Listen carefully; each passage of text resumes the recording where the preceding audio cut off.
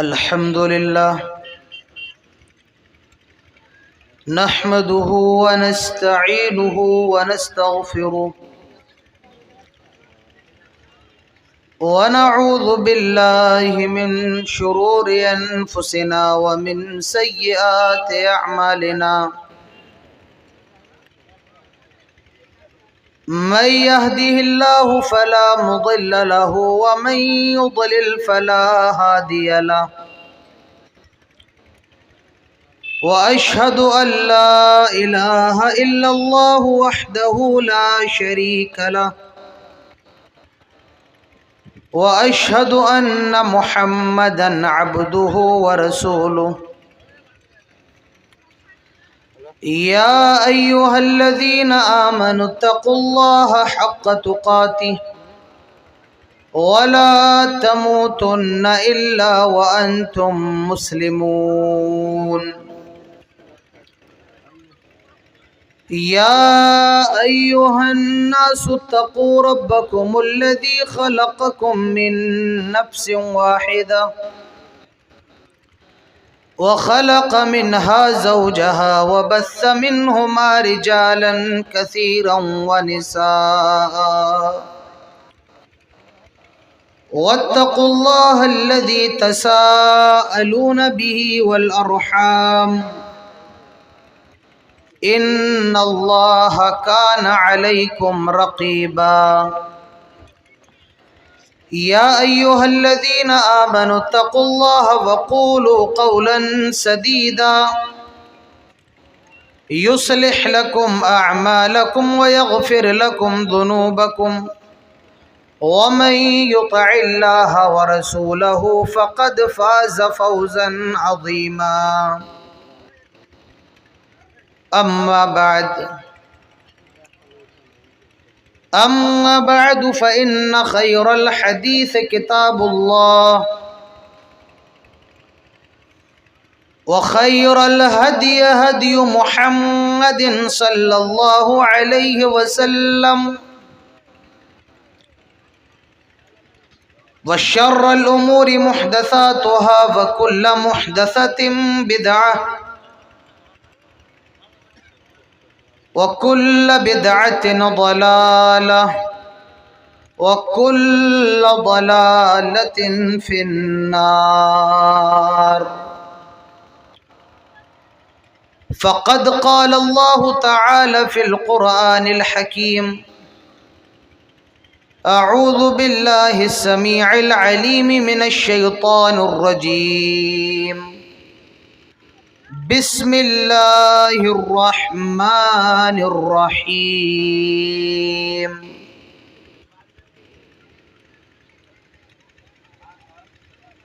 والتين والزيتون وطور سينين وهذا البلد الأمين لقد خلقنا الإنسان في أحسن تقويم رب اشرح لي صدري ويسر لي أمري واحلل عقدة من لساني يفقه قولي رب زدني علما اللهم رب زدني علما آمین۔ قابل عزت حاضرین مجلس، بزرگوں، نوجوان دوستوں، پردہ نشیں اسلامی ماؤں اور بہنوں اور پیارے بچوں، سب سے پہلے ہر قسم کی تعریف و توصیف، کبریائی اور بڑائی، عزت و بزرگی صرف اور صرف اللہ رب العالمین کے لیے لائق اور زیبا ہے، جس نے ہم سب کو انسان بنایا اور انسان بنانے کے بعد سب سے بڑا احسان یہ کیا کہ ہم سب کو مسلمان بنایا۔ بعدہ قیامت کی صبح تک لاکھوں کروڑوں درود و سلام نازل ہوں تمام نبیوں پر، تمام رسولوں پر بالعموم، اور بالخصوص ہمارے اور آپ کے پیارے نبی، آخری نبی، محبوب نبی، رحمت للعالمین، شفیع المومنین، سید الاولین والآخرین، جناب محمد الرسول اللہ صلی اللہ علیہ وسلم پر اللہم صلی وسلم وبارک علیہ۔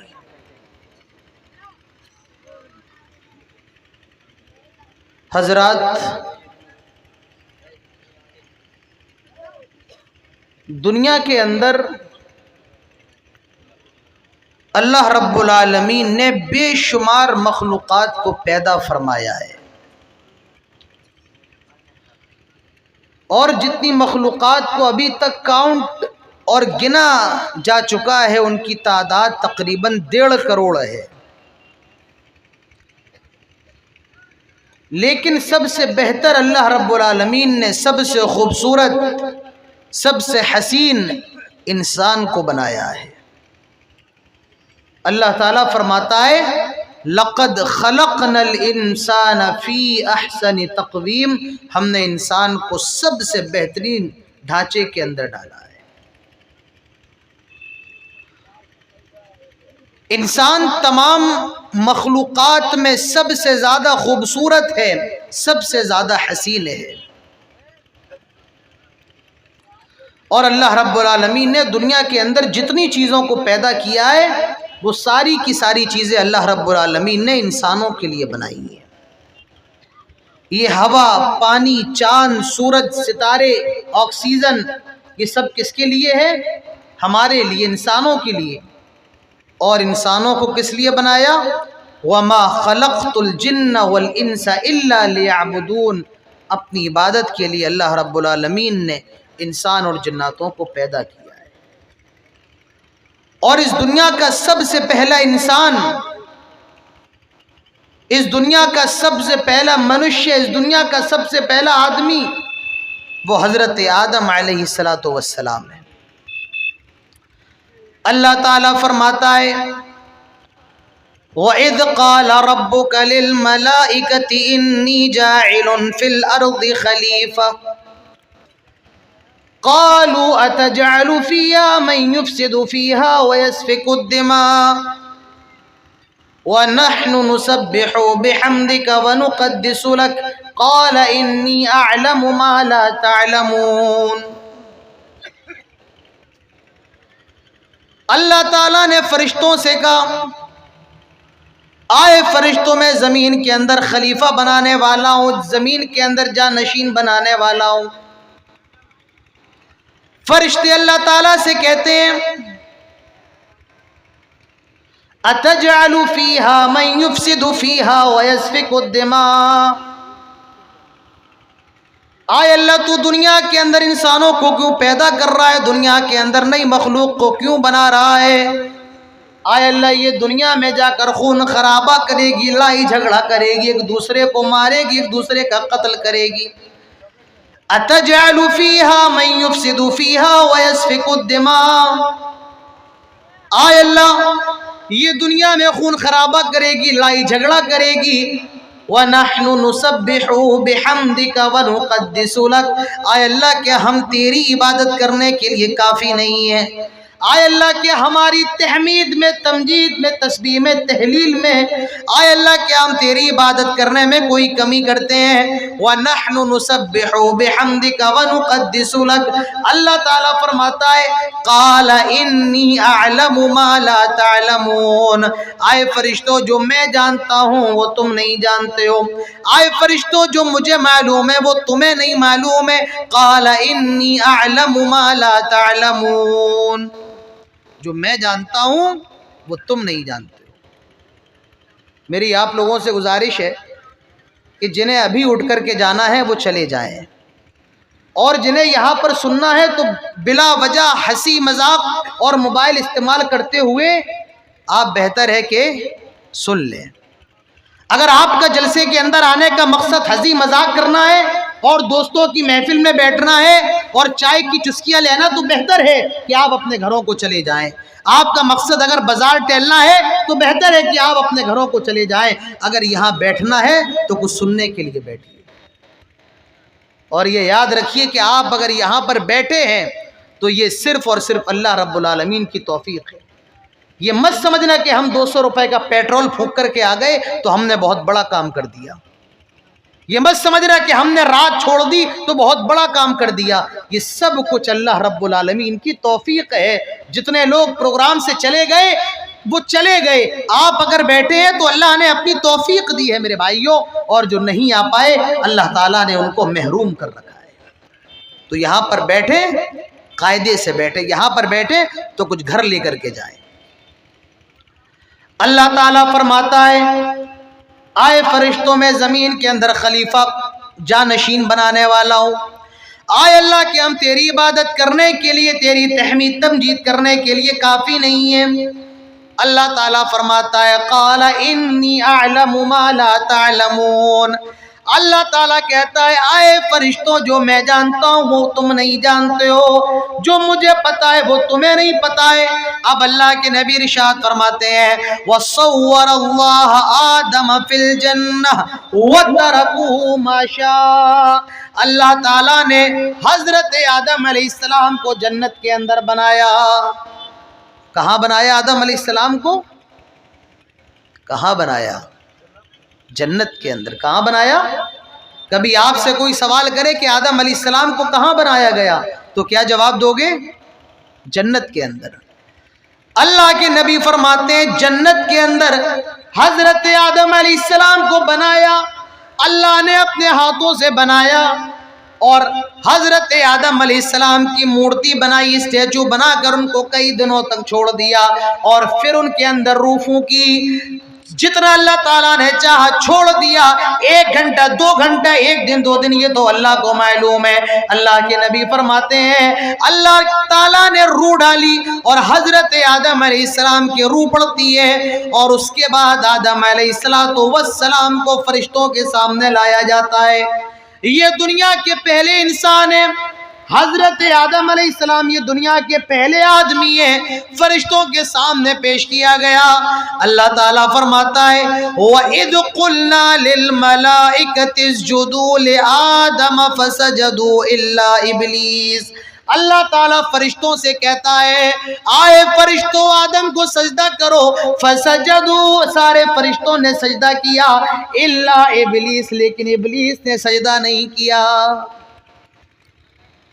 لیکن میں آپ کو نکتہ بتاؤں، یہاں حکم فرشتوں کو دیا جا رہا ہے آئے فرشتوں آدم کو سجدہ کرو، لیکن ابلیس فرشتہ نہیں تھا۔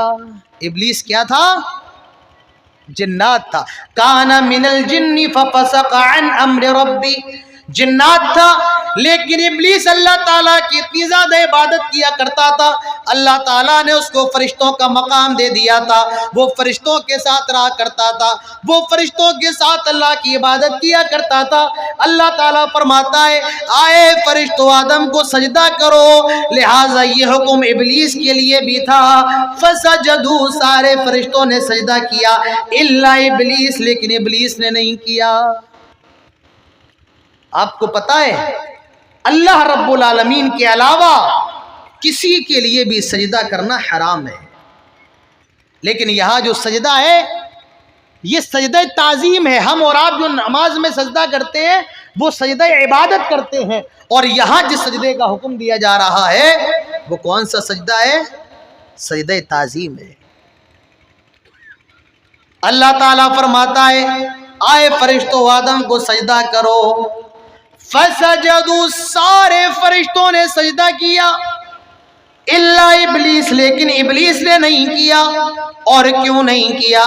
ابا واستکبرا، غرور کر لیا، تکبر کر لیا، کہنے لگا خلقتنی من نار، آئے اللہ تو نے مجھے آگ سے پیدا کیا، خلقتہ من طین، اور آدم کو مٹی سے پیدا کیا، لہٰذا جب آگ جلتی ہے تو وہ اوپر کی طرف جاتی ہے اور مٹی نیچے کی طرف رہتی ہے۔ خلقتنی من نار، آئے اللہ تو نے مجھے آگ سے پیدا کیا ہے، خلقتہ من طین، اور اس کو مٹی سے پیدا کیا ہے۔ آئے اللہ میں آدم کو سجدہ نہیں کروں گا، آئے اللہ میں آدم کے سامنے جھکوں گا نہیں، انا خیر من، میں آدم سے زیادہ بہتر ہوں۔ دلیل کیا دے رہا ہے؟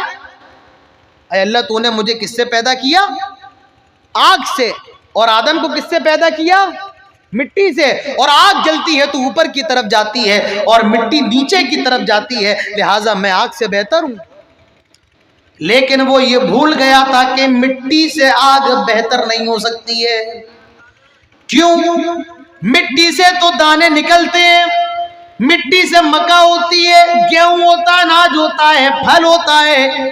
مٹی تو چیزوں کو بڑھاتی ہے، جبکہ آگ چیزوں کو ختم کر دیتی ہے، جلا دیتی ہے. آگ سے تو گھر جل جاتے ہیں، تباہ ہو جاتے ہیں، آگ سے تو لکڑی بھی جل جاتی ہے. وہ یہ بھول گیا تھا کہ آگ جلانے کا کام کرتی ہے اور مٹی بڑھانے کا کام کرتی ہے، لہٰذا آگ کبھی مٹی سے بہتر نہیں ہو سکتی ہے. خلقتنی من نار، اے اللہ آگ سے تو نے مجھے پیدا کیا ہے. اے اللہ آدم کو مٹی سے پیدا کیا ہے، اللہ میں آدم کو سجدہ نہیں کروں گا. اللہ تعالیٰ فرماتا ہے ابا واستکبر، اس نے غرور کر لیا، تکبر کر لیا، اللہ تعالیٰ کی نافرمانی کر دی. وکان من الکافرین، اور وہ کافر ہو گیا، وہ کافر قرار دے دیا گیا. معلوم یہ چلا میرے بھائیوں، کبھی تکبر نہ کرنا، غرور نہ کرنا.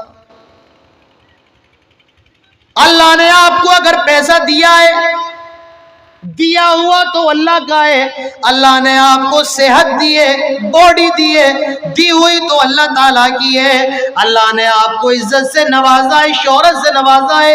یاد رکھو عزت کا مالک بھی اللہ تعالیٰ ہے، لیکن کبھی ان چیزوں پر غرور نہ کرنا. ابلیس نے تکبر کر لیا، غرور کر لیا. ابا واستکبر، اللہ میں آگ سے بنایا گیا ہوں لہذا میں اسے سجدہ نہیں کروں گا. وکان من الکافرین، فرمایا ابلیس اب میری جنت سے نکل جاؤ. اے ابلیس تو نے میری نافرمانی کر دی ہے، تو نے میری بات کا انکار کر دیا ہے، تو نے آدم کو سجدہ نہیں کیا، تو کافر قرار دے دیا گیا، دھتکار دیا گیا اور اس قدر کافر قرار دے دیا گیا. آج بھی جب ہم قرآن پڑھتے ہیں شروع کرنے سے پہلے یہ ضرور پڑھتے ہیں اعوذ باللہ من الشیطان الرجیم، اے اللہ ہم تیری پناہ چاہتے ہیں مردود شیطان سے، دھتکارے ہوئے شیطان سے، جو تیری بارگاہ سے بھگا دیا گیا، جو تیری رحمت سے محروم کر دیا گیا. تو ابلیس کو اللہ تعالیٰ نے کہا اب تجھے یہاں رہنے کا کوئی ادھیکار نہیں ہے، نکل جا، تو نے ہماری نافرمانی کر دی ہے. ہم نے حکم دیا تھا کہ آدم کو سجدہ کرو لیکن تو نے سجدہ نہیں کیا. حضرت آدم علیہ السلام سے اللہ نے کہا کیا؟ یا آدم اسکن انت وزوجک الجنہ. حضرت آدم جنت کے اندر ہیں، اکیلی جنت، ٹہل رہے ہیں، گھوم رہے ہیں، جو من چاہ رہا ہے کھا رہے ہیں، پی رہے ہیں، جہاں جنت میں جانا ہے جا رہے ہیں، لیکن اچھا نہیں لگ رہا ہے، بور ہو رہا ہے، مزہ نہیں آ رہا ہے. بیچارے لیٹ جاتے ہیں، سو جاتے ہیں. ہم اور آپ جب تھک جاتے ہیں کوئی چیز اچھی نہیں لگتی ہے تو ہم اور آپ بھی سو جاتے ہیں. حضرت آدم علیہ السلام بھی سو گئے اور سو کر کے اٹھے تو دیکھتے ہیں کہ بغل میں، ابھی تو جنت کے اندر صرف آدم تھے لیکن اب آدم کے ساتھ ایک اور ہے، بغل میں ایک عورت لیٹی ہوئی ہے. اور عورت کا نام کیا ہے؟ کیا نام ہے؟ آپ لوگ جواب دیں گے. کیا نام ہے؟ کیا نام ہے؟ ابھی آپ سے پوچھ لو ساؤتھ افریقہ کے کھلاڑی کا کیا نام ہے، انڈیا ٹیم کے کھلاڑی کا کیا نام ہے، آپ بتا دیں گے. میرے بھائیوں ہمیں اور آپ کو قرآن و سنت کی چیزیں نہیں معلوم ہیں. یہی تو آپ کی یہاں کا سب سے بڑا المیہ ہے، سب سے بڑا مسئلہ ہے. آپ پورے ہندوستان کا دورہ کر لیں، پورے ہندوستان کے اندر سب سے زیادہ مدرسے کسی صوبے کے اندر ہے تو وہ صوبہ بہار ہے جہاں سب سے زیادہ مدرسے ہیں. پورے ہندوستان کے اندر سب سے زیادہ جلسے آپ کے سیمانچل، یہ کٹیہار، ارریا، پورنیہ، سپول، کشن گنج کے اندر ہوتے ہیں. پورے ہندوستان کے جلسے ایک طرف اور آپ کے سیمانچل کے جلسے ایک طرف. لیکن میرے بھائیوں جتنی جہالت آپ کے سیمانچل میں ہے اتنی جہالت کہیں اور بھی نہیں ہے. جانتے ہو کیوں؟ اس کی وجہ یہ ہے کہ ہم اور آپ جلسے تو ہوتے ہیں لیکن اس کے اندر دلچسپی نہیں لیتے. کوئی جلسہ سننے کے لیے آتا ہے تو وہ مارکیٹ کے بہانے آتا ہے، کوئی آتا ہے تو وہ کسی سے ملنے کے لیے آتا ہے کہ بہت دن ہو گئے فون پہ بات کرتے ہوئے، اب تمہیں روبرو دیکھنا ہے. کوئی آتا ہے تو وہ صرف کھانے پینے کے لیے آتا ہے، کوئی آتا مقرر کا چہرہ دیکھنے کے لیے آتا ہے، کوئی آتا تو وید سننے کے لیے آتا ہے۔ میرے بھائیوں، جب تک آپ تقریروں پر توجہ نہیں دیں گے، قرآن و سنت کی باتیں نہیں سنیں گے، یاد رکھیے آپ کی اصلاح نہیں ہو پائے گی۔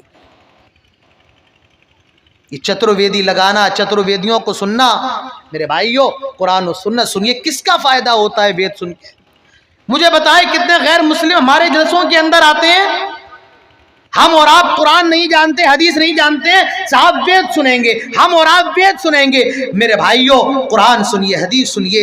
اللہ تعالیٰ نے حضرت آدم علیہ السلام جنت کے اندر لیٹ گئے، سو گئے، اور جب سو کر کے اٹھے تو ایک عورت ان کے بغل میں لیٹی ہوئی ہے، اور وہ عورت کون ہے؟ ہم سب کی ماں، پوری دنیا کے لوگوں کی ماں حضرت حوا علیہ السلام ہے۔ یہ حضرت آدم علیہ السلام کی پسلی سے پیدا کی گئی ہیں۔ سوتے میں اللہ نے ان کی پسلی سے حضرت حوا علیہ السلام کو بنایا، آدم اور حوا۔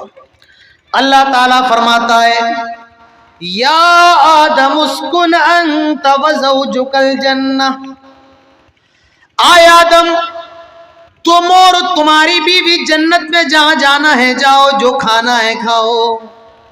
لوگ کہتے ہیں کہ آدم اور حوا کا نکاح کس نے پڑھایا؟ میں جواب دیتا ہوں، اللہ تعالیٰ فرماتا ہے یا آدم اسکن انت وزوجک الجنہ، آئے آدم تم اور تمہاری بیوی، اللہ تعالیٰ نے کہہ دیا آئے آدم یہ حوا تمہاری بیوی ہے، کب کسی نکاح کی ضرورت نہیں ہے۔ اللہ کا اتنا ہی کہہ دینا آئے آدم یہ حوا تمہاری بیوی ہے کافی ہے، اب کسی نکاح کی ضرورت ہی نہیں ہے۔ اللہ تعالیٰ فرماتا ہے آئے آدم آئے حوا جنت کے اندر جہاں جانا ہے جاؤ، جا، جو کھانا ہے کھاؤ، جو پینا ہے پیو، لیکن ایک کام کرنا، خبردار خبردار، ایک بات یاد رکھنا، لا تقربا هذه الشجرہ، یہ پیڑ نظر آ رہا ہے، خبردار خبردار اس پیڑ کے قریب نہ جانا، پھل کھانا تو دور کی بات ہے، اس پیڑ کے آس پاس بھی نہ بھٹکنا۔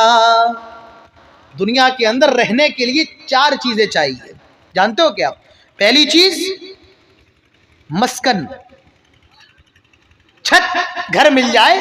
جو بیچارے اپنے گاؤں سے دور دلی اور بمبئی رہتے ہیں، جن کے مکان نہیں، ان سے پوچھو کہ گھر اللہ تعالیٰ کی کتنی بڑی نعمت ہے۔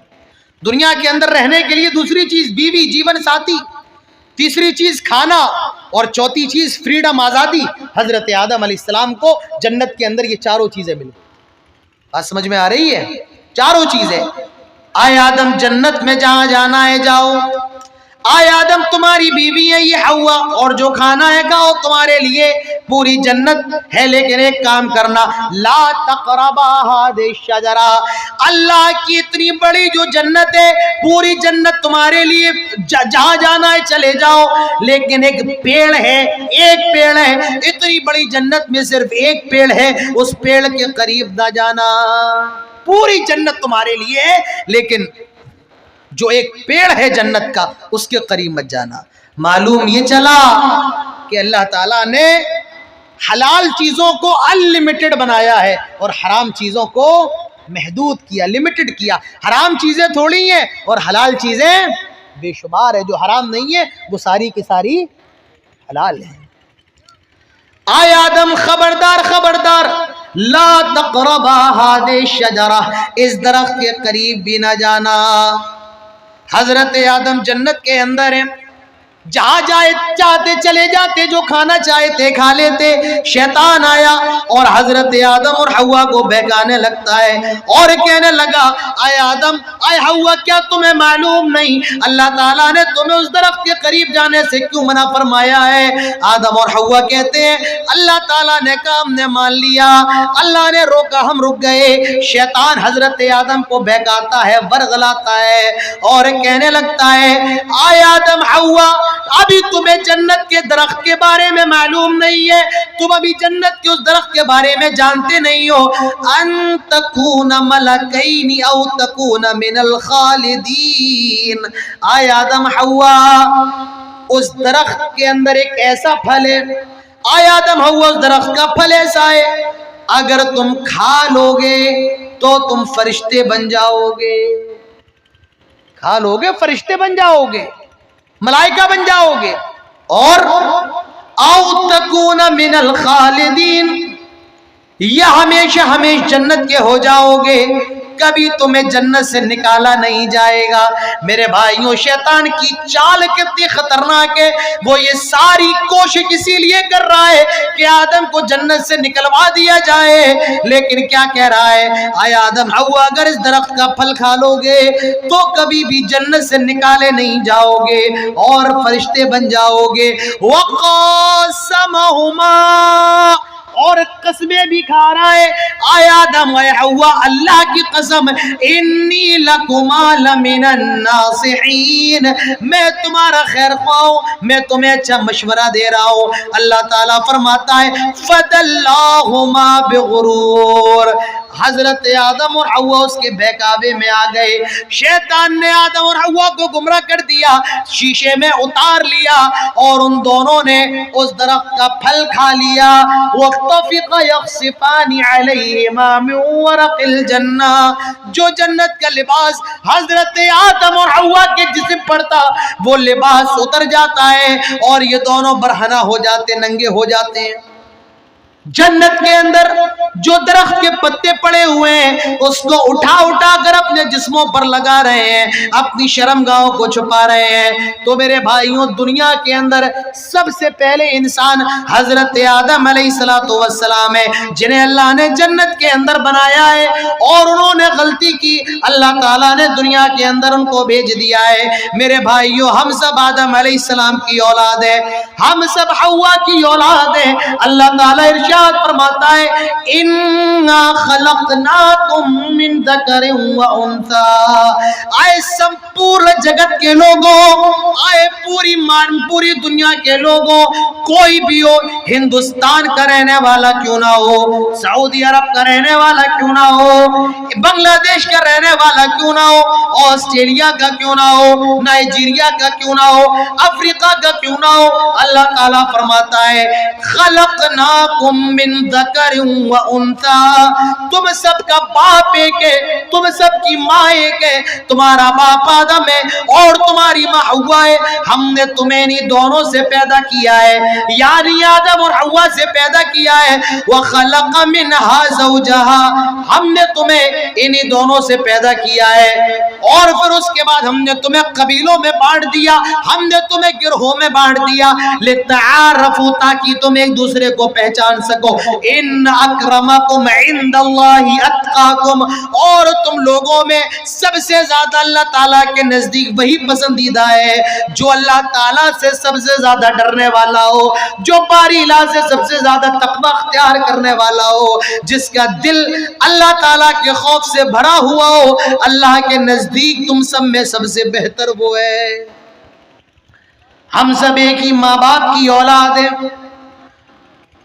آج ہندوستان کے اندر کہا جاتا ہے ہندو مسلم سکھ عیسائی آپس میں بھائی بھائی، ہم تو یہ کہتے ہیں، ہمارا مذہب یہ کہتا ہے ہندو مسلم سکھ عیسائی جین بدھ اور پارسی اور دنیا کے اندر جتنے بھی مذہب کے ماننے والے ہیں، یہاں تک کہ آدی واسی بھی، دنیا کے اندر جتنے بھی انسان ہیں سارے کے سارے بھائی بھائی ہیں، کیونکہ سب کا باپ آدم ہے اور سب کی ماں حوا ہے۔ اللہ تعالیٰ نے ان کو ایک ہی ماں باپ سے، ایک ہی ماتا پتا سے، آدم اور حوا سے پیدا کیا ہے۔ میرے بھائیوں، اسلام انسانیت کا مذہب ہے، اسلام نے انسانوں کو جوڑا ہے، اور آج میں نے اپنی تقریر کا جو موضوع منتخب کیا ہے وہ یہی انسانیت ہے، اسلام اور انسانیت۔ آج لوگ اسلام کو دہشت گردی کا مذہب کہتے ہیں، اسلام کو آتنکواد کا مذہب کہا جاتا ہے کہ اسلام کے اندر تو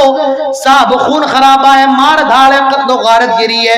نہیں نہیں میرے بھائیوں، اسلام تو امن و شانتی کا پیغام دیتا ہے، اسلام تو امن و شانتی اور محبت کا درس دیتا ہے، اور دنیا کے تمام انسانوں کو ایک پلیٹ فارم پر آ کر اپنے رب کی توحید کو پہچاننے کی دعوت دیتا ہے، اور وہ یہ کہتا ہے تم سب میں کوئی فرق نہیں ہے، تم سب تو ایک ہی ماں باپ کی اولاد ہو، ایک ہی ماتا پتا کی سنتان ہو۔ اسی لیے میرے بھائیوں، سب سے زیادہ انسانیت اگر آپ کو کسی مذہب کے اندر ملے گی تو وہ مذہب اسلام ہے۔ اسلام یہ انسانیت کا مذہب ہے۔ ہم اور آپ کہتے ہیں جان چلی جائے لیکن عزت نہ جائے، پیسہ تو آتا جاتا رہتا ہے، آج آیا کل چلا جائے گا، کل گیا جا جائے گا، لیکن عزت ایسی چیز ہے جس کو کمانے میں کئی سال لگ جاتے ہیں اور گوانے میں ایک پل بھی نہیں لگتا ہے۔ عزت ایسی چیز ہے، جو کھانا کھائیں گے تقریر کیسے سنیں گے بھائی؟ اگر آپ کھانا کھائیں گے تقریر کیسے سنیں گے؟ تو پہلے تقریر سن لیں پھر کھانا کھائیے گا۔ ہم اور آپ کہتے ہیں کہ عزت کمانا سب سے بڑی چیز ہے، پیسہ کمانا تو آسان ہے، عزت اگر چلی گئی تو واپس نہیں آتی ہے۔ میرے بھائیوں، یہ اسلام ہے جس نے آدمی کی عزت کی ایسی حفاظت کی ہے۔ اللہ تعالیٰ ارشاد فرماتا ہے الزانیۃ والزانی فاجلدوا کل واحد منہما مئۃ جلدہ۔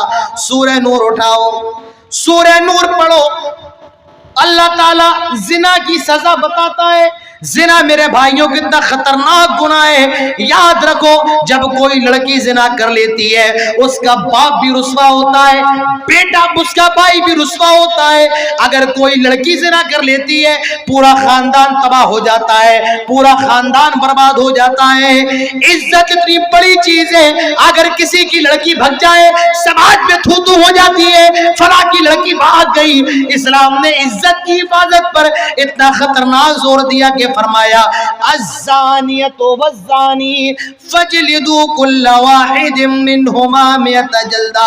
زنا کرنے والی لڑکی اور زنا کرنے والے لڑکے کو 100 کوڑے لگائے جائیں، 100 کوڑے مارے جائیں، کیونکہ انہوں نے ایسا کام ہی کیا ہے، انہوں نے اتنا برا کام کیا ہے۔ اس کی سزا یہ ہے کہ ان کو 100 کوڑے لگائے جائیں، 100 کوڑے مارے جائیں۔ الزانیۃ والزانی فاجلدوا کل واحد منہما مئۃ جلدہ۔ زنا کرنے والی لڑکی اور زنا کرنے والا لڑکا۔ میں آپ کو نکتہ بتاؤں اس آیت کے اندر، گھر پہ جب جاتے ہو تو مٹھائی لے کر کے جاتے ہو، گھر پہ جاتے ہو تو اپنے بچوں کے لیے کچھ پیڑا لے لیتے ہو، اپنے گھر جاتے ہو تو سیب لے کر کے جاتے ہو۔ آج ایک نکتہ اپنے گھر لے کر کے جاؤ۔ پتہ ہے اللہ تعالیٰ نے اس آیت کے اندر زانی لڑکے کا نام نہیں لیا پہلے، بلکہ فرمایا زانیہ لڑکی، زانیہ لڑکی کا ذکر پہلے کیا اور لڑکے کا بعد میں۔ جانتے ہو کیوں؟ جب تک لڑکی نہ چاہے تب تک زنا نہیں ہو سکتا ہے، جب تک وہ گرین لائٹ نہ دے، ہری جھنڈی نہ دکھائے تب تک ہو ہی نہیں سکتا ہے۔ اسی لیے اللہ تعالیٰ نے زانیہ کا لفظ پہلے استعمال کیا، زانی کا لفظ اس کے بعد استعمال کیا۔ اور زنا کی دعوت یہ عورت دیتی ہے۔ عورت، ایک لڑکی بن سور کے نکلتی ہے، میک اپ کر کے نکلتی ہے، سج کے نکلتی ہے، ہونٹوں میں لالی لگا کر کے، آنکھوں میں کجرا لگا کر کے اور بے نقاب نکلتی ہے۔ میرے بھائیوں، غیر مرد کی نظر اس کے جسم پر پڑتی ہے، اس کے ہونٹوں پہ جاتی ہے، اس کے بالوں پہ پڑتی ہے، اور پھر وہ اس کی طرف مائل ہوتا ہے، پھر وہ اس کے پیچھے جاتا ہے اور پھر اس کے ساتھ زنا کر لیتا ہے۔ اس میں سب سے بڑا قصوروار یہی لڑکی ہوتی ہے۔ میرے بھائیوں، کبھی آپ نے یہ سنا ہو یا کبھی آپ نے یہ دیکھا ہو کسی باپردہ لڑکی کا ریپ ہوا ہو، کسی برقعے والی کا بلاತ್ಕಾರ ہوا ہو؟ بالکل نہیں، قطعا نہیں۔ میرے بھائیوں، زنا کی اس بنیاد یہی عورت ہوتی ہے، یہی لڑکی ہوتی ہے۔ اگر یہ اپنے آپ کو چھپائے اور اپنی خوبصورتی کو غیر مردوں کے سامنے ظاہر نہ کرے، میرے بھائیوں زنا نہ ہو۔ اللہ تعالیٰ فرماتا ہے الزانیۃ والزانی، کسی لڑکی نے زنا کر لیا ہے اور کسی لڑکے نے زنا کر لیا ہے، اس کی سزا یہ ہے فجلدوا کل واحد منہما مئۃ جلدہ، 100 کوڑے لگائے جائیں، 100 کوڑے مارے جائیں۔ زنا کرنے والوں کی 3 شکلیں ہوتی ہیں، 3۔ ایک زنا کرنے والا لڑکا لڑکی غیر شادی شدہ ہے، یعنی ان کی شادی نہیں، انمیرڈ ہے، شادی نہیں ہوئی ہے۔ لڑکا لڑکی شادی شدہ ہے، یعنی لڑکے کی بھی شادی ہو چکی ہے، لڑکی کی بھی شادی ہو چکی ہے، اور یہ اپنے شوہر کو چھوڑ کر کسی اور سے مکالہ کر رہی ہے، اور وہ اپنی بیوی کو چھوڑ کر کسی اور کے ساتھ مکالہ کر رہا ہے، تو یہ دوسری شکل ہے۔ یعنی زانی بھی شادی شدہ اور زانیہ بھی شادی شدہ۔ تیسری شکل، زانی شادی شدہ ہے اور زانیہ غیر شادی شدہ ہے، یا زانیہ شادی شدہ ہے اور زانی غیر شادی شدہ ہے۔ ان تینوں کا حکم دیکھ لیجئے۔ اگر لڑکا لڑکی غیر شادی شدہ ہے، انمیرڈ ہے، 100 کوڑے لگائے جائیں گے، 100 کوڑے مارے جائیں گے۔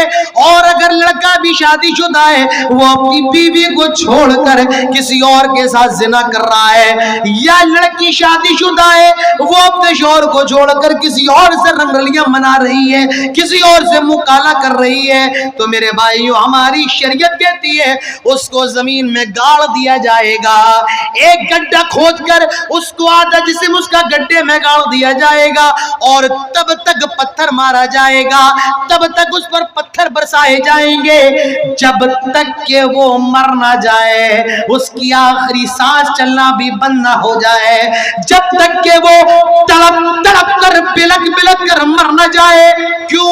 اس نے گناہ ہی اتنا بڑا کیا ہے، شوہر ہونے کے باوجود، بیوی ہونے کے باوجود اس نے زنا کیا۔ میرے بھائیوں یہ بہت بڑا گناہ ہے، اسی لیے شریعت کے اندر سب سے زیادہ ڈینجر سزا زنا کی ہے، سب سے خطرناک یہی زنا کی سزا ہے۔ تو لڑکا لڑکی شادی شدہ ہو، پتھروں سے مار مار کے انہیں ختم کر دیا جائے گا، اور اسے رجم کہا جاتا ہے، سنسار کہا جاتا ہے۔ بات سمجھ میں آ رہی ہے؟ ارے بات سمجھ میں آ رہی ہے؟ پہلے ہاں کہو تب آگے بولوں گا۔ آ رہی ہے نہیں آ رہی ہے؟ آ رہی ہے۔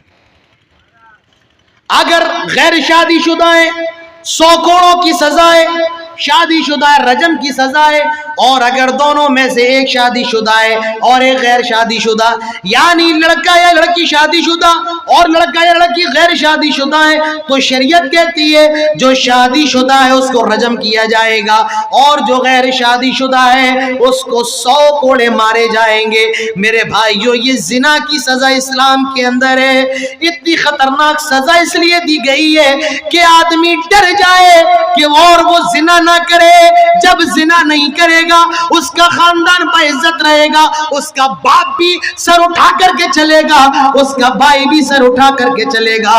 لیکن جب یہی لڑکی زنا کر لیتی ہے، باپ 4 لوگوں کو منہ دکھانے کے قابل نہیں رہتا ہے، جب بیٹا زنا کر لیتا ہے تو اس کی ماں اپنی سہیلیوں میں چہرہ دکھانے کے قابل نہیں رہتی ہے۔ اور کتنے واقعات ہم نے دیکھے ہیں، کتنے اخبار کے اندر آپ نے یہ واقعات پڑھے ہوں گے، یہ خبریں آپ کی نظروں سے گزری ہوں گی کہ باپ کھانے کے اندر زہر ڈال دیتا ہے، بیٹی بھی کھا کر کے مر جاتی ہے، باپ بھی وہ کھانا کھا کر کے مر جاتا ہے، اور پورا گھر موت کے گھاٹ اتر جاتا ہے۔ میرے بھائیو یہ زنا کی وجہ سے، ریپ کی وجہ سے ہوتا ہے۔ اور اگر یہ سزا ہندوستان کے اندر لاگو ہو جائے، میرے بھائیوں میں حکومت تک یہ بات پہنچانا چاہتا ہوں، میں ہندوستان کا ناگرک ہوں، ایک مشورہ دینا چاہتا ہوں، یہاں میرے سامنے بہت سے میڈیا والے بیٹھے ہوئے ہیں، میں آپ سے بھی کہنا چاہتا ہوں آپ یہ بات یوٹیوب کے ذریعے پھیلائیں اور ہندوستان کے پارلیمنٹ تک، وزیر اعظم تک پہنچائے، ہندوستان کے اندر اس سزا کو نافذ کر دو۔ اگر لڑکا لڑکی غیر شادی شدہ ان کو 100 کوڑے لگاؤ، اور اگر شادی شدہ ہے پتھروں سے مار مار کے ہلاک کر دو۔ اگر یہ سزا ہندوستان کے اندر لاگو ہو گئی، رب کعبہ کی قسم کھا کر کے کہتا ہوں میرے بھائیو 1 سال نہیں گزریں گے ہمارے ملک سے، ہمارے بھارت سے، ہمارے ہندوستان سے میرے بھائیو آہستہ آہستہ زنا، ریپ اور یہ بلاತ್ಕಾರ کی چیزیں ختم ہو جائیں گی۔ یہ سزا اگر نافذ ہو جائے، بلاತ್ಕಾರ ہمارے ملک سے ختم ہو جائے گا، اور ہمارا ملک پاک ملک بن جائے گا، ریپ فری ملک بن جائے گا، بلاತ್ಕಾರ مکت ملک بن جائے گا۔ یہ سزا اگر لاگو ہو جائے، زنا کی سزا کتنی خطرناک ہے، اندازہ لگائی۔ میرے بھائیو یہ تو زنا کی سزا ہے، یہ تو زنا کرنے کے بعد سزا ملے گی، لیکن ایک مسئلہ اور یاد رکھ لو، آئے پورنیا کے لوگوں، یہی سورہ نور کے اس کے بعد والی آیت میں بتایا جا رہا ہے قرآن تو کبھی پڑھ لیا کرو، تقریریں سننے کا بڑا شوق ہے، جلسے کروانے کا بڑا شوق ہے، تمہیں بازار کرنے کا بڑا شوق ہے، مارکیٹ کرنے کا بڑا شوق ہے، ہر وقت موبائل پر لگے رہتے ہو، کبھی قرآن کو کھول کر ترجمے کے ساتھ تو پڑھ لیا کرو، تفسیر کے ساتھ پڑھ لیا کرو۔ اور میں آپ کو ایک مشورہ دینا چاہتا ہوں، مردوں کو بھی دینا چاہتا ہوں، اور خصوصاً خواتین کو ضرور دینا چاہتا ہوں کہ ایک مرتبہ ترجمے اور تفسیر کے ساتھ سورۃ النور کی تلاوت اور اس کو پڑھ لو، ایک مرتبہ زندگی، کم سے کم ایک مرتبہ سورہ نور کو پڑھ لو۔ اور یہ کس پارے میں ہے؟ یہاں پہ ہے آپ لوگوں میں 18ویں پارے میں ہے۔ کس پارے میں ہے؟ 18ویں میں سورہ نور کو پڑھ لو۔ کیا فرمایا جا رہا ہے؟ دل تھام کے سنو، یہاں پر سانس روک لو اپنی۔ فرمایا جا رہا ہے اگر کوئی کسی لڑکی پر زنا کی تہمت لگائے، ہم اور آپ تو کسی لڑکی کو دیکھا، فلاں لڑکی شاید یہ موبائل پہ بات کر رہی ہے، ضرور اس کا کسی کے ساتھ چکر چل رہا ہے، کسی لڑکے کو سن لیا، اور تم کیسی ہو، تم نے کھانا کھایا، کیا کر رہی ہو، لوگ کہتے ہیں ضروری کسی لڑکی سے بات کر رہا ہے۔ میرے بھائیوں، ہو سکتا ہے کہ وہ اپنی بہن سے بات کر رہا ہو، اپنی ماں سے بھی کہہ رہا ہو کہ آپ نے کھانا کھا لیا، تم نے کھانا کھا لیا، کیا کر رہی ہیں ابھی آپ؟ ہم اور آپ کہتے ہیں فلاں سے فلاں کا چکر چل رہا ہے۔ کسی کی اگر خاندان میں دشمنی ہو تو وہ جو اس کا مقابل والا خاندان ہوتا ہے اس کی لڑکی پر تہمت لگاتا ہے کہ اس کی لڑکی کا فلاں لڑکے کے ساتھ چکر ہے اور یہ زانیہ ہے۔ میرے بھائیوں، فرمایا جا رہا ہے کوئی کسی لڑکی پر زنا کی تہمت لگائے، الزام لگائے، اور 4 گواہ نہ لا پائے جو اس بات کا اقرار کرے میں نے اس کو زنا کرتے ہوئے دیکھا ہے، میں نے اس کو بدکاری کرتے ہوئے دیکھا ہے، 4 گواہ نہ لا پائے، 1 لے آیا، 2 لے آیا، 3 لے آیا، لیکن 4 نہیں لا پایا۔ 4 شرطیں، 1 لے آیا، 2 لے آیا، 3 لے آیا، لیکن 4 نہیں لایا، تو جس نے الزام لگایا ہے اسے مارا جائے گا، جس پر الزام لگا اسے نہیں مارا جائے گا، بلکہ جس نے الزام لگایا ہے اور وہ 4 گواہ نہیں لا پایا، 1 لے آیا یا 2 لے آیا یا 3 لے آیا، لیکن 4 نہیں لا پایا، اب اس کو کوڑے مارے جائیں گے، 80 کوڑے اس کو لگائے جائیں گے، اس کو حد قذف کہا جاتا ہے، 80 کوڑے اس کو مارے جائیں گے، وَلَا تُقْبَلُوا شَهَادَتُهُمْ، اور ان کی شہادت کبھی قبول نہیں کی جائے گی، اور یہ فاسق گردانے جائیں گے۔ میرے بھائیوں، یہ معاملہ ہے عزت اور عزت کی حفاظت، اسلام نے اتنا زور دیا ہے ہر انسان کی عزت محفوظ رہے۔ میرے بھائیوں، آپ اندازہ لگا سکتے ہو، میرے بھائیوں آپ سوچ سکتے ہو اسلام نے انسانیت کا کتنا پیغام دیا ہے۔ اگر اس مجلس میں میرے غیر مسلم بھائی بھی موجود ہیں تو وہ بھی سن لیں، میں آپ کو قرآن پڑھ کے بتا رہا ہوں، میں آپ کو حدیث پڑھ کے بتا رہا ہوں، ہمارے دین کے اندر قرآن و حدیث ہے، اور یہی ہماری ہدایت کا سر چشمہ ہے، اسی سے ہمیں اور آپ اسی پر عمل کرنا ہے۔ اللہ تعالیٰ فرماتا ہے لا تقربوا الزنا انہ کان فاحشہ وساء سبیلا، اے لوگوں زنا کے قریب نہ جاؤ۔ اللہ نے یہ نہیں فرمایا لا تفعلوا الزنا، زنا نہ کرو، نہیں، بلکہ فرمایا لا تقربوا الزنا، زنا کے قریب نہ جاؤ، کیونکہ یہ زنا اتنا خطرناک ہے۔ ایک میسج آج آدمی کو اوے روم کے بیڈ تک پہنچا دیتا ہے، ایک کال، ایک مس کال آج لڑکی کو، ایک مسلمان لڑکی کو غیر مسلم لڑکے کے ساتھ بھاگنے پر مجبور کر دیتی ہے۔ اسی لیے فرمایا کہ زنا کے قریب نہ جاؤ۔ کیوں؟ زنا اتنا خطرناک ہے، جب آدمی زانی ہو جاتا ہے تو اپنی ماں اور اپنی بیوی میں فرق نہیں کر پاتا ہے، بیٹی میں فرق نہیں کر پاتا ہے، بہن میں فرق نہیں کر پاتا ہے۔ اسی لیے فرمایا لا تقربوا الزنا، زنا کے قریب نہ جاؤ، انہو کان فاحشہ وساء سبیلا، یہ زنا بہت برا کام ہے اور وہ بہت ہی برا راستہ ہے، وساء سبیلا، بہت بری سڑک ہے، یہ زنا کا روڈ بہت خراب روڈ ہے، آئے لوگوں کبھی زنا کے قریب نہ جاؤ۔ میرے بھائیوں، حضرت یوسف علیہ السلام کو یاد کر لیا کرو۔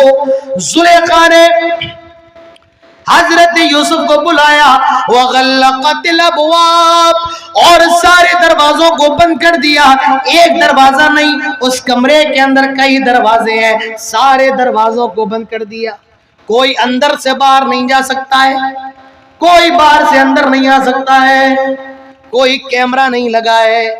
آپ جائیے ہر دکان کے اندر اس وقت کیمرہ لگا ہے، آپ اگر کچھ کرنے کی کوشش بھی کریں گے اور دیکھیں کیمرہ لگا ہوا ہے آپ رک جائیں گے، کیوں؟ ریکارڈ کیا جا رہا ہے، ڈر ہے آپ کو کہ کوئی ہے کہ ضرور مجھے دیکھ رہا ہے۔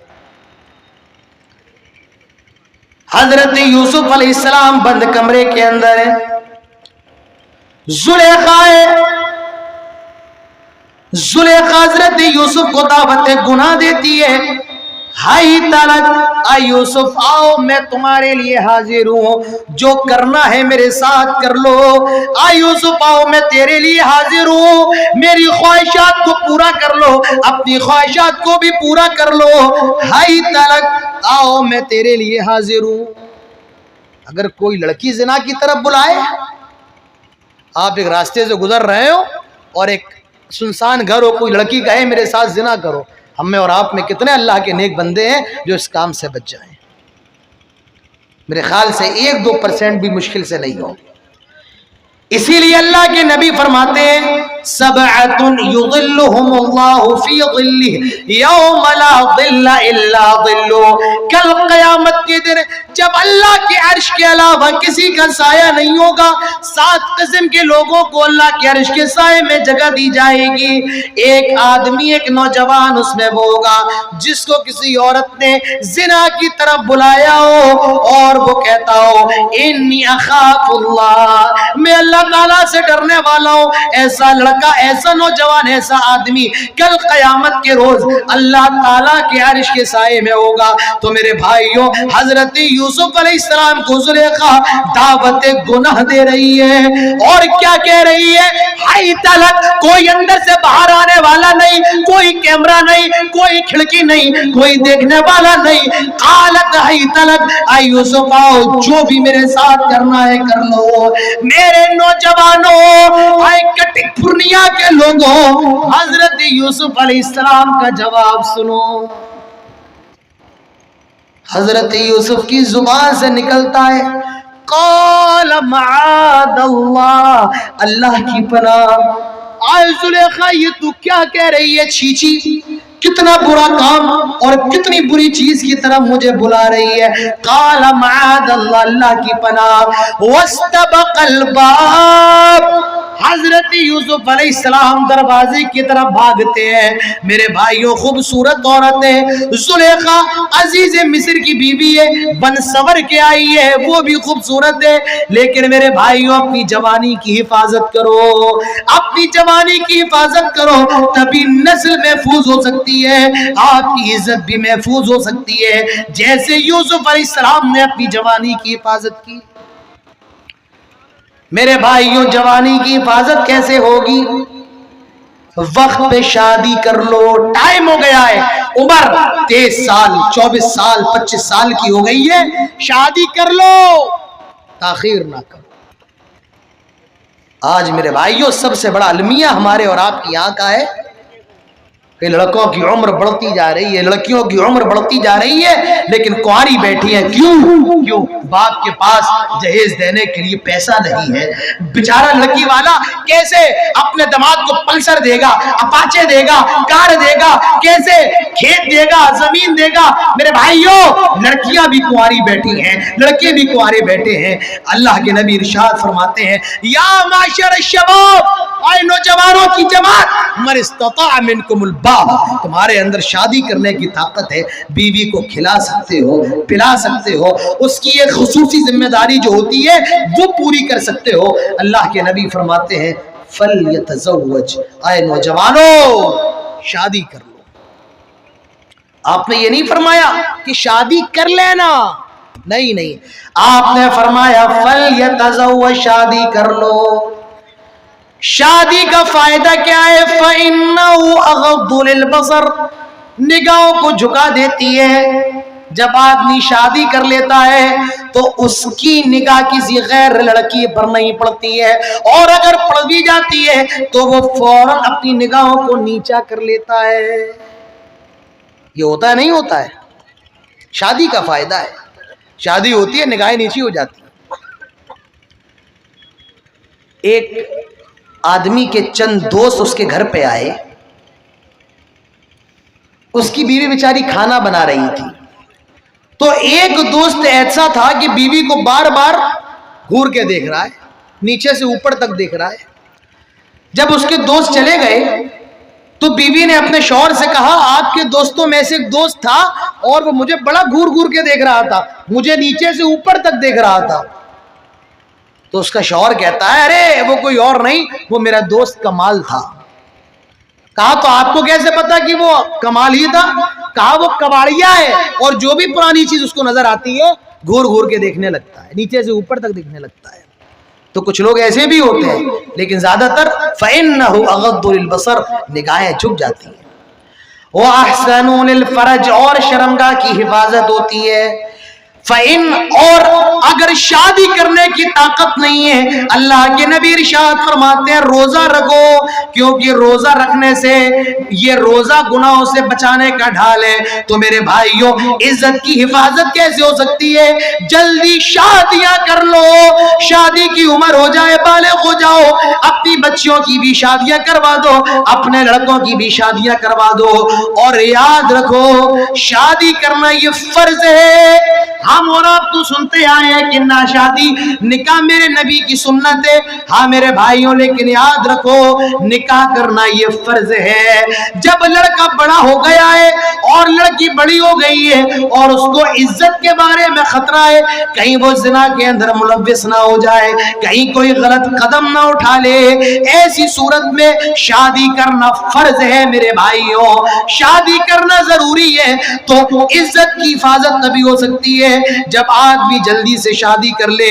اللہ کے نبی فرماتے ہیں اذا تزوج العبد فقد استکمل نصف الدین فلیتق اللہ فی النصف الباقی، آدمی جب شادی کر لیتا ہے اس کا آدھا دین کمپلیٹ ہو جاتا ہے، ہاف دین کمپلیٹ ہو جاتا ہے۔ اللہ کے نبی فرماتے ہیں فلیتق اللہ، آدھا دین جو بچا ہوا ہے اس میں اللہ تعالیٰ سے وہ ڈرے، اللہ تعالیٰ کا تقوی اختیار کرے۔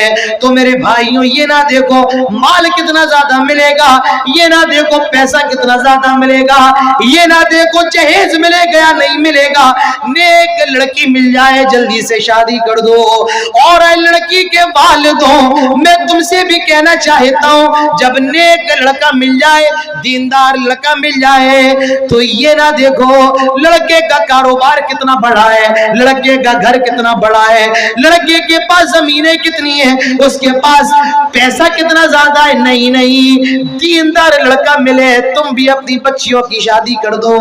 آج کتنے دیندار لڑکے ایسے ہیں جن کی عمر ہو چکی ہے لیکن کوئی اپنی بیٹی دینے کو تیار نہیں، کیوں؟ بیچارہ غریب ہے، مولوی صاحب امامت کرواتے ہیں، 5-6 ہزار روپے تنخواہ ہے، کوئی شادی کرنے کو تیار نہیں، مولانا صاحب داڑھی والے ہیں، کوئی لڑکی داڑھی والے سے شادی کرنے کو تیار نہیں، کرتا پجامہ پہننے والے سے شادی کرنے کو تیار نہیں۔ میرے بھائیوں آئے لڑکی والوں میں تم سے کہنا چاہتا ہوں لڑکے کا مال نہ دیکھو، لڑکے کی جائیداد نہ دیکھو، لڑکے کا دین دیکھو، وہ لڑکا کتنا زیادہ دیندار ہے۔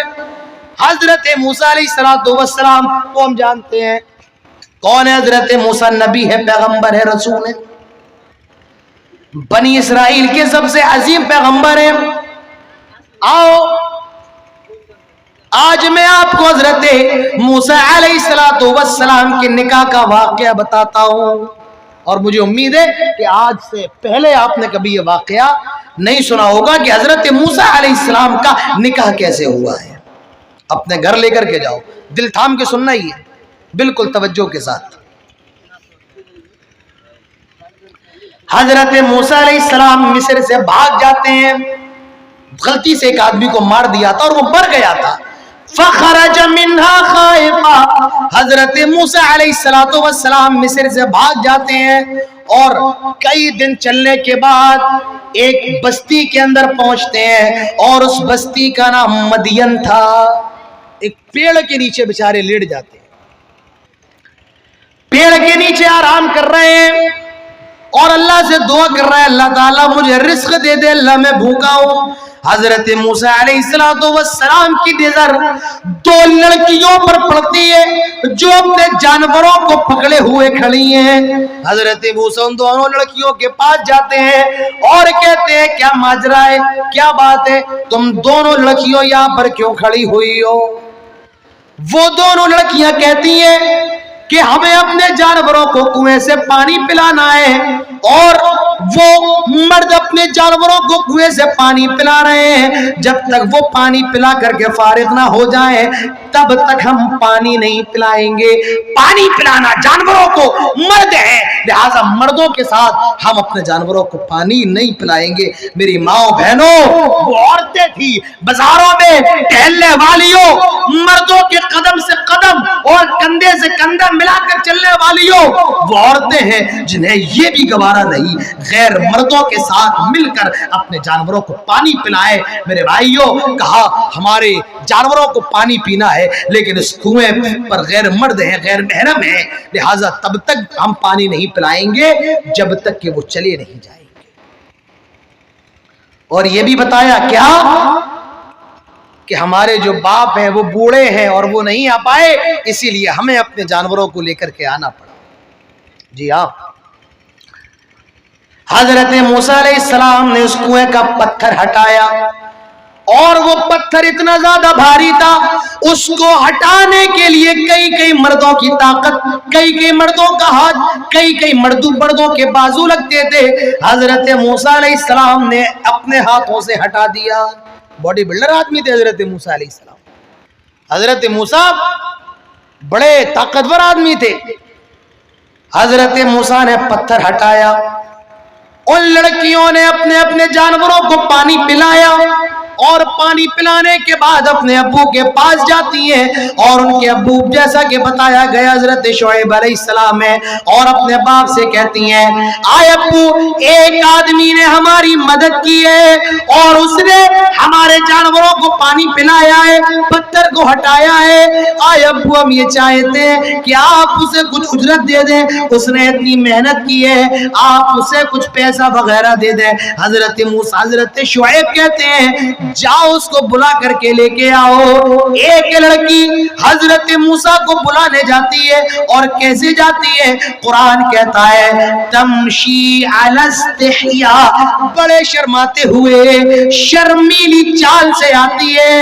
اللہ نے اس لڑکی کا نام نہیں بتایا، اس لڑکی کا نام کیا تھا اللہ نے تو یہ بھی نہیں بتایا کہ وہ لڑکی کس کی بیٹی تھی، اللہ نے اس لڑکی کے گاؤں کا نام نہیں بتایا، اللہ نے صرف اس کی چال کے بارے میں بتایا۔ معلوم یہ چلا اللہ تعالیٰ نام نہیں دیکھتا ہے، اللہ تعالیٰ خاندان نہیں دیکھتا ہے، اللہ تعالیٰ برادریاں نہیں دیکھتا ہے، اللہ تعالیٰ صرف اعمال دیکھتا ہے، اللہ تعالیٰ نیتوں کو دیکھتا ہے۔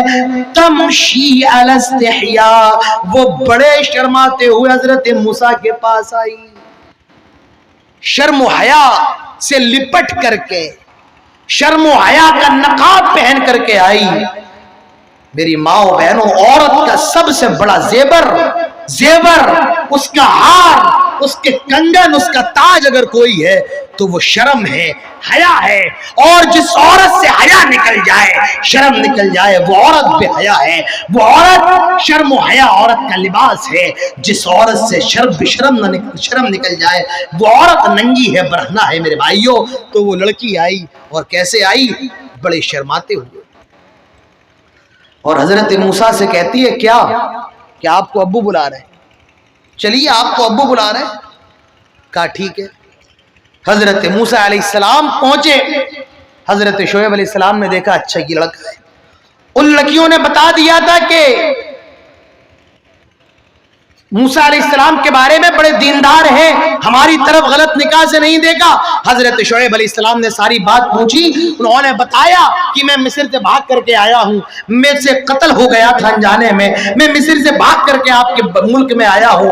حضرت شعیب علیہ السلام کہتے ہیں آئے موسیٰ، میں آپ کو ایک آفر دینا چاہتا ہوں. کہا کون سا آفر؟ اب دیکھو آفر دیکھو، نوجوانوں جو لڑکیاں غیر شادی شدہ ہیں وہ بھی غور کریں، اور جو لڑکے غیر شادی شدہ ہیں وہ بھی غور کریں. حضرت شعیب علیہ السلام کہتے ہیں آئے موسیٰ، میں اپنی ایک لڑکی کا نکاح آپ کے ساتھ کرنا چاہتا ہوں، اور اس شرط پر کرنا چاہتا ہوں کہ 8 سال تک آپ میری خدمت کریں گے، میری دیکھ بھال کریں گے. میں بوڑھا ہوں، بستر پہ پڑا رہتا ہوں، لہٰذا 8 سال آپ کو میری خدمت کرنا ہوگی. اس شرط پر میں اپنی ایک لڑکی کا نکاح آپ کے ساتھ کر دیتا ہوں، اور اگر 10 سال کر دے تو یہ اور زیادہ اچھی بات ہے. میرے بھائیوں، میں آپ کو بتانا یہ چاہتا ہوں، حضرت شعیب علیہ السلام نے موسیٰ کے اندر یہ نہیں دیکھا یہ کتنا پیسے والا ہے، اس کا باپ کتنا کروڑ پتی ہے، اس کے پاس بنگلہ کتنا بڑا ہے، اس کی گاڑی کتنی بڑی ہے. حضرت شعیب علیہ السلام نے یہ نہیں دیکھا یہ کیسا ہے. وہ سمجھ گئے دیندار ہے، تھکا ماندہ مصر سے آیا ہے، پھٹے پرانے کپڑے پہنے ہیں، لیکن اخلاق سے متاثر ہو گئے، دینداری سے متاثر ہو گئے، اور اپنی بیٹی ان کے نکاح میں دے دی. میرے نوجوانوں، میرے بھائیوں، اور وہ لوگ جن کی بیٹیاں ہیں اور ان بیٹیوں کی شادی نہیں ہوئی ہے، دیندار لڑکا مل جائے، کوئی عالم دین لڑکا مل جائے، کوئی حافظ قرآن لڑکا مل جائے، کوئی نمازی لڑکا مل جائے، کوئی موحد لڑکا مل جائے، اپنی بچیوں کی شادیوں میں دیر نہ کرو اور دینداری کو ترجیح دو. اگر دینداری کو ترجیح نہیں دی، اللہ کے نبی ارشاد فرماتے ہیں تریبت یداک، تمہارے ہاتھ خاک آلود ہو جائیں، تباہ ہو جاؤ، برباد ہو جاؤ، تمہارے ہاتھ خاک آلود ہو جائے. تو میرے بھائیوں، دوستوں، بزرگوں، اب ذرا آپ اندازہ لگائیں اسلام نے عزت کی کتنی حفاظت کی ہے. اسلام تو وہ مذہب ہے جو پیٹ میں پلنے والے، مادر رحم میں پرورش کرنے والے بچے کو بھی دنیا کے اندر آنے کی پوری اجازت دیتا ہے. آج مشینوں کے ذریعے پتہ لگا لیا جاتا ہے پیٹ میں لڑکا ہے لڑکی ہے. اگر لڑکی ہوتی ہے تو اس کو پیٹ کے اندر مار دیا جاتا ہے، ابورشن کروا دیا جاتا ہے، اور لڑکا ہوتا ہے تو میرے بھائیوں اس کو اس کی ڈلیوری کروا دی جاتی ہے. اسلام کہتا ہے مادر رحم میں پلنے والے بچے کو بھی ضائع کرنے کی اجازت نہیں ہے. وَإِذَا الْمَوْءُودَةُ سُئِلَتْ بِأَيِّ ذَنبٍ قُتِلَتْ، قیامت کے دن کہا جائے گا تجھے تیرے باپ نے کس جرم کی وجہ سے قتل کیا. میرے بھائیوں، اسلام تو وہ مذہب ہے. ایک عورت اللہ کے نبی کے پاس آئی، کہنے لگی طہرنی یا رسول اللہ، اے اللہ کے رسول مجھے پاک فرما دیجئے، مجھ سے زنا ہو گیا ہے، پاک فرما دیجئے. آپ نے اس عورت سے کہا کہ زنا تو نے کیا ہے، غلطی تو تیری ہے، لیکن یہ بچہ تیرے پیٹ میں جو ہے اس بچے کی کیا غلطی ہے؟ آئے عورت، جب تک یہ بچہ پیدا نہ ہو جائے، آئے عورت میں تجھے تیرے کیے کی سزا نہیں دے سکتا ہوں، جائز بچے کے پیدا ہونے کا انتظار کر. انشاءاللہ بہت جلد میں تقریر ختم کرتا ہوں، بے فکر رہیں. آئے عورت، جب تک یہ بچہ پیدا نہ ہو جائے میں تجھے سنگسار کرنے کا حکم نہیں دوں گا. جب یہ پیدا ہو جائے تب اس کو لے کر کے آ. جب وہ بچہ پیدا ہو گیا تو یہ عورت وہ بچہ لے کر اللہ کے رسول کی خدمت میں حاضر ہوئی. اے اللہ کے نبی طہرنی، اب تو مجھے پاک فرما دیجئے. اے رسول اللہ اب تو مجھے پاک کر دیجئے، اب تو یہ بچہ بھی پیدا ہو گیا ہے. اللہ کے نبی ارشاد فرماتے ہیں اے غامدیہ، اس بچے کو تیرے ممتا کی ضرورت ہے، تیرے پیار کی ضرورت ہے، تیرے دودھ کی ضرورت ہے. غلطی تو نے کی ہے، لہٰذا میں اس بچے سے اس کا بچپن نہیں چھین سکتا ہوں. آئے غامدیہ، جب تک یہ بچہ روٹی کھانے کے قابل نہ ہو جائے، جب تک یہ تیرا دودھ نہ چھوڑ دے، میں تجھے سنسار کرنے کا حکم نہیں دے سکتا ہوں. جب اس بچے نے دودھ چھوڑ دیا اور وہ روٹی کھانے کے قابل ہو جاتا ہے، وہ عورت اللہ کے رسول کے پاس آتی ہے. اے اللہ کے رسول اب تو مجھے سنسار کر دے، اب تو مجھے پاک کر دیں. اللہ کے نبی صحابہ سے کہتے ہیں جاؤ اس کو اس کے کیے کی سزا دو. میرے بھائیوں میں آپ کو بتانا یہ چاہتا ہوں، ولد الزنا، زنا کے ذریعے پیدا ہونے والے لڑکے کو بھی دنیا کے اندر آنے کی پوری اجازت ہے، دنیا کی فضا میں سانس لینے کی اجازت ہے. اگر کوئی ولد الزنا عالم دین بن جاتا ہے، اس کو مصلی پر کھڑے ہونے کی پوری اجازت ہے، اس کو ممبر و محراب سے خطبہ دینے کی اجازت ہے. وہ پیدا ہو جائے اس کو حق وراثت سے محروم نہیں کیا جائے گا، ماں کی وراثت سے اس کو حصہ دیا جائے گا. تو میرے بھائیوں، پہلی چیز اسلام کے اندر عزت کی حفاظت پر زور دیا گیا ہے. جان تو ہم سب کو پیاری ہوتی ہے، ہم اور آپ کہتے ہیں درگھٹنا سے دیر بھلی، جان ہے تو جہان ہے، جان ہے تو سب کچھ ہے، اور جان نہ ہو تو کچھ بھی نہیں ہے. اسلام نے جان کے بارے میں فرمایا من قتل نفسا بغیر نفس او فساد فی الارض فکأنما قتل الناس جميعا. جو کسی ایک آدمی کا قتل کرتا ہے بغیر وجہ بغیر حق کے، کسی ایک آدمی کا قتل کرتا ہے اور وہ کسی بھی مذہب کا ماننے والا ہو، قرآن کہتا ہے قتل الناس جميعا، وہ پوری انسانیت کا قاتل ہے، وہ پوری دنیا کے لوگوں کا قاتل ہے، وہ پوری انسانیت کا قاتل ہے. ایک آدمی کا قتل، ایک منشیہ کا قتل، اسلام نے اس کو پوری انسانیت کا قتل قرار دیا ہے. میرے بھائیو، اسلام کے اندر جان کی حفاظت ہے، کسی کو بغیر وجہ قتل کرنا جائز نہیں. فرمایا وَمَنْ أَحْيَاهَا فَكَأَنَّمَا أَحْيَا النَّاسَ جَمِيعًا. اور جو کسی ایک آدمی کو بچا لیتا ہے، کوئی آدمی پانی میں ڈوب رہا ہے، آپ نے اس کو بچا لیا، کسی کے ایکسیڈنٹ ہونے والا ہے، آپ نے اس کو بچا لیا، اللہ تعالیٰ فرماتا ہے أَحْيَا النَّاسَ جَمِيعًا، وہ پوری دنیا کو بچا لیتا ہے، وہ پوری انسانیت کو بچا لیتا ہے. آج اسرائیل فلسطینیوں کو مار رہا ہے، آج اسرائیل فلسطینیوں پر بم برسا رہا ہے، ہاسپٹل میں بم برسائے جا رہے ہیں، معصوم بچوں کو مارا جا رہا ہے. ارے میرا اسلام تو وہ ہے جو معصوم بچوں کو بھی جنگ میں مارنے کی اجازت نہیں دیتا ہے. کہا جاتا ہے everything is fair in love and war، جنگ اور عشق کے اندر سب کچھ جائز ہے. میرا مذہب اسلام تو اتنا پیارا ہے جو یہ کہتا ہے آئے لوگوں، جنگ کے اندر سب کچھ جائز نہیں ہے. اللہ کے نبی فرماتے ہیں لا تقتلوا ولیدا، آئے لوگوں کسی بچے کو قتل نہ کرنا، ولا تقتلوا امرأة، کسی عورت کو قتل نہ کرنا، ولا تقتلوا شیخا، اور کسی بوڑھے کو قتل نہ کرنا. جنگ کے اندر بچے، عورت اور بوڑھے کو بھی قتل کرنا جائز نہیں. جاؤ بتاؤ جو آج کہتے ہیں کہ اسلام دہشت گردی کا مذہب ہے، جو آج کہتے ہیں کہ اسلام آتنکواد کا مذہب ہے، مجھے بتاؤ کہ آتنکواد یہ ہے کہ بچوں کو بھی جنگ میں نہ مارا جائے، کہ بچوں کو بھی عورتوں کو بھی نہ مارا جائے، یا آتنکواد یہ ہے فلسطینیوں کو مارا جائے، ان کے بچوں کو مارا جائے، اسپتالوں پر بم برسائے جائے، مریضوں کو مارا جائے. مجھے بتاؤ یہ دہشت گردی ہے یا نہیں ہے؟ میرے بھائیوں، دنیا کے اندر عقل رکھنے والا اور انصاف کی بات کہنے والا ضرور کہے گا دہشت گردی وہ ہے جو اسرائیلی فلسطینیوں پر کر رہے ہیں. تو ہمارے مذہب کے اندر انسان کی جان کی بڑی حفاظت ہے. کسی کو گالی دینے کی اجازت نہیں، بلا وجہ ہاتھ اٹھانے کی اجازت نہیں۔ جنگ ہو رہی ہے اس میں بھی کچھ آداب ہیں۔ اللہ تعالیٰ فرماتا ہے ان اللہ کتب الاحسان علی کل شیء، اللہ تعالیٰ نے ہر چیز کے اوپر احسان اور خیر خواہی کو لکھ دیا ہے۔ فَإِذَا قَتَلْتُمْ فَاحْسِنُوا الْقِتْلَ، جب قتل کرو تو اچھے طریقے سے، یعنی قتل کرنے کے بعد جنگ ہو رہی ہے، آپ نے اپنے دشمن کو مار دیا، اب مارنے کے بعد اس کی لاش کا مسئلہ کرنے کی اجازت نہیں ہے، اس کی لاش کی بے ادبی کرنے کی اجازت نہیں ہے، حرمت کرنے کی اجازت نہیں ہے۔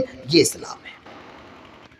دنیا کے اندر عورت سب سے زیادہ ذلیل، عورتوں کو مارا جاتا، پیٹا جاتا، زندہ زمین میں درگور کر دیا جاتا۔ جب عورت حالت حیض سے ہوتی تھی، یہودی اپنی عورتوں کو گھر سے الگ کر دیتے تھے، ان کے ساتھ نہ تو کھاتے تھے نہ پیتے تھے۔